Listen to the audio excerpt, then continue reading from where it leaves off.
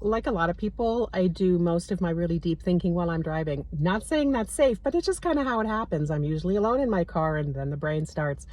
And today was the day when I was thinking about when I was a kid and how I literally contorted myself emotionally, physically, mentally, in every way in order to appease my mom before she could even get pissed off. Did anybody else grow up in a home like that where either one or both of your parents were so fucking dysregulated and so fucked up themselves that their kids were left to just kind of navigate them because God forbid that they go like fix their shit? No, they'll just have more kids.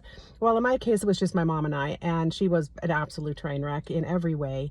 And she was like a video I made once, she didn't heal any of her own wounds, so she bled all over me and whoever else was close enough. And it was a nightmare. I spent my entire childhood regulating myself and contorting myself to try to regulate her.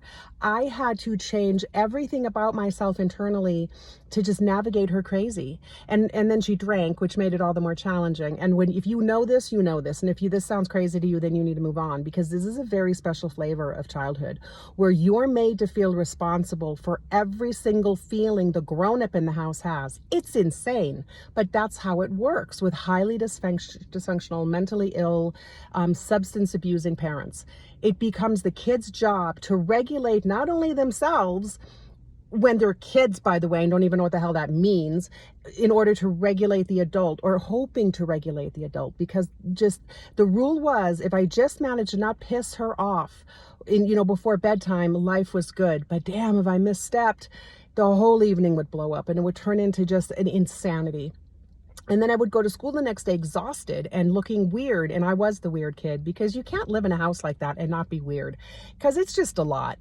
And so you grow up and you think that you've left it behind because you've now moved out, that parent's dead, or that parent's just no longer in the picture. No, no, no, no. You carry that with you. I married a guy who wasn't a bully.